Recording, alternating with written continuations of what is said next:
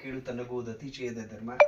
ನಗುವ ನಗಿಸಿ ನಗಿಸಿ ನಗುತ್ತ ಬಾಳುವ ವರವಮಿಗೆ ಬೇಡಿಕೊಳ್ಳು ಮಂಕುತಿಮ್ಮ ಅಂತಕ್ಕಂಥ DVG ಅವರ ಈ ಕವನದ ಸಾಲುಗಳಂತೆ ರವಿಶಂಕರ್ ಸರ್ ಅವರು ಎಲ್ಲರನ್ನೂ ಸಹ ನಗಿಸ್ಬೇಕು, ನಗುತ್ತಾ ಬಾಳ್ಬೇಕು, ಆ ತರದ ವರವನ್ನ ದೇವರಲ್ಲಿ ಬೇಡ್ಕೋಬೇಕು ಅಂತ ಹೇಳ್ತಾ ಯಾವುದೋ ಒಂದು ಜಾತ್ರೆಯಲ್ಲಿ ಸಣ್ಣ ಮಗುವನ್ನ ದೇವರು ನೋಡ್ಲಿಕ್ಕೆ ಅಂತೇಳಿ ತಂದೆ ತನ್ನ ಹೆಗಲ ಮೇಲೆ ಕೂರಿಸ್ಕೊಳ್ತಾನೆ. ಕೊನೆಗೆ ದೊಡ್ಡವನಾದ್ಮೇಲೆ ಹೇಳ್ತಾ ಅವನಿಗೆ ಮನಸ್ಸಿಗೆ ಅನಿಸ್ತು, ರವಿಶಂಕರ್ ಸರ್ ಹೇಳಿದ ಹಾಗೆ ನಾನು ಒಂದು ಕೂತಿದ್ದು ದೇವರ ಹೆಗಲ ಮೇಲೆ ಅಂತೇಳಿ ಆಗ ಭಾವಿಸ್ತೆ ಅಂತೇಳಿ ದೇವರನ್ನ ಮತ್ತೆ ತಂದೆ ತಾಯಿಯರುಗಳನ್ನ ಪೂಜ್ಯ ಭಾವನೆಯಿಂದ ಕಂಡು ಅವರ ಮಾರ್ಗದರ್ಶನ ಮಂಜಣ್ಣ ಅವ್ರು ಹೊಡೆದಿಲ್ಲ ಅನ್ಸುತ್ತೆ, ಮಕ್ಳಿಗೆ ಹೊಡೆದ್ ಬೆಳೆಸಿಲ್ಲ ಅನ್ಸುತ್ತೆ.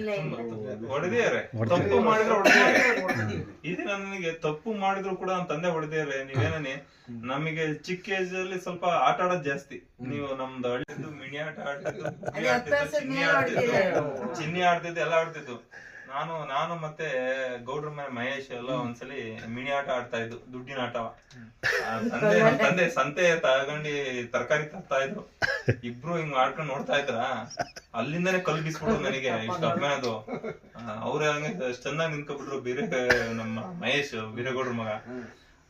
ಅಷ್ಟ್ ಚೆನ್ನಾಗಿ ನಿಂತ್ಕೊಬಿಟ್ಟು ನೋಡಿ ಅಲ್ಲಿಂದಾನೆ ಹೊಡೆದಿರಿ. ಕೆಟ್ಟದ್ ಮಾಡ್ರೆ ನಮ್ ತಂದೆ ಇವತ್ತು ಕೂಡ ಶಿಕ್ಷೆ ಕೊಟ್ಟಿದ್ದಾರೆ. ನಮ್ ತಂದೆ ಕಂಡ್ರೆ ನಮಗ್ ಗಡಗಡ ಅವಾಗ. ಇವಾಗ ನಮ್ ತಂದೆ ಹತ್ರ ಕುತ್ಕೊಂಡು ಫ್ರೆಂಡ್ ತರ ಇದೀವಿ.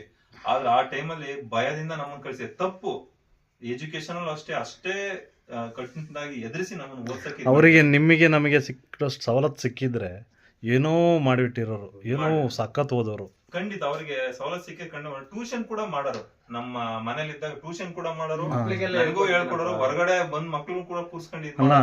ಇಷ್ಟು ಇಂಗ್ಲಿಷ್ ಅಲ್ಲಿ ಸ್ಪಷ್ಟವಾಗಿ ಮಾತಾಡೋದು, ಇಂಗ್ಲಿಷ್ ಅಲ್ಲಿ ಬರೆಯೋದು, ಬರವಣಿಗೆ ಸೂಪರ್ ಆಗಿದೆ. ಅದೆಲ್ಲ ನಾಲೆಡ್ಜ್ ಎಲ್ಲ ನೋಡಿದ್ರೆ ಏನೋ ಸಾಧನೆ ಮಾಡಿರೋರು. ಇನ್ನು ಇದೆಲ್ಲ ತೆಗೆದ್ಬಿಟ್ಟು ಬಂದು ಊಟ ಮಾಡೋರು. ದೇವರನ್ನ ಯಾರಿಗೂ ಊಟ ಸೇರಲ್ಲ. ಇವತ್ತು ನಮ್ ತಂದೆ ಅದಕ್ಕೆ ನಾನು ಕಟ್ಟ ಕಡೆಯ ವ್ಯಕ್ತಿಗೂ ಯಾಕೆ ಗೌರವ ಕೊಡ್ತೀನಿ ಅಂದ್ರೆ, ಡಿ ಗ್ರೂಪ್ ಅಂತ ಯಾರು ಕಡೆಗಣಿಸ್ಬೇಡಿ. ಇವತ್ತು ಕೂಡ ನಮ್ಮ ಅಟೆಂಡರ್ನ ನಾನು ಆಫೀಸ್ ತರನೇ ಕಾಣೋದು. ಇವತ್ತು ಕೂಡ ಬಂದ್ರು ಅವನನ್ನ ನಮ್ ತಂದೆನೂ ಡಿ ಗ್ರೂಪ್ ಅಪ್ಪ, ಗೌರವದಿಂದ ಮಾತಾಡಿಸ್ತೀನಿ. ಇವತ್ತು ಖುಷಿ ಪಡ್ತಾರೆ. ಪ್ರತಿಯೊಬ್ಬರಿಗೂ ಗೌರವ ಕೊಡಬೇಕು. ಆ ಗೌರವ ಕೊಟ್ಟದೆ ಅದ್ ಸಾರ್ಥಕತೆ. ಆಫೀಸರ್ ಅಂತ ಇದೀನಿ ಅಂತ ಏನ್ ಬೇಕಾದ್ರೂ ದರ್ಪ ಮಾಡಬಾರ್ದು. ಆ ಗೌರವ ಅನ್ನೋದು ಎಲ್ಲರಿಗೂ, ಪ್ರತಿಯೊಬ್ಬರಿಗೂ ಅವ್ರವ್ರ ವ್ಯಕ್ತಿತ್ವ, ಅವ್ರವ್ರ ಕರ್ತವ್ಯ, ಅವ್ರಿಗೆ ದೊಡ್ಡದೋದು. ಅವ್ರು ಏನೇ ವೃತ್ತಿ ಮಾಡ್ಲಿ, ಆ ಸಮಾನತೆ ಇವೆಲ್ಲ ಬರೋದಲ್ಲ ದುಡ್ಡಲ್ಲಿ, ಅವೆಲ್ಲ ಅದನ್ನ ದೊಡ್ಡವರು ಸಣ್ಣವರು ಅಂತ ಅನ್ಬಾರ್ದು. ಆ ಹೃದಯವಂತಿಕೆ ಇದೆಯಲ್ಲ, ಆ ಶ್ರೀಮಂತಿಕೆ ಇದ್ದರೆ ಎಲ್ಲ ಪ್ರತಿಯೊಬ್ರು ದೊಡ್ಡವರು ಅಂತ ಈ ಕಾರ್ಯಕ್ರಮದಲ್ಲಿ ಹೇಳಕ್ ಇಷ್ಟಪಡ್ತೀನಿ.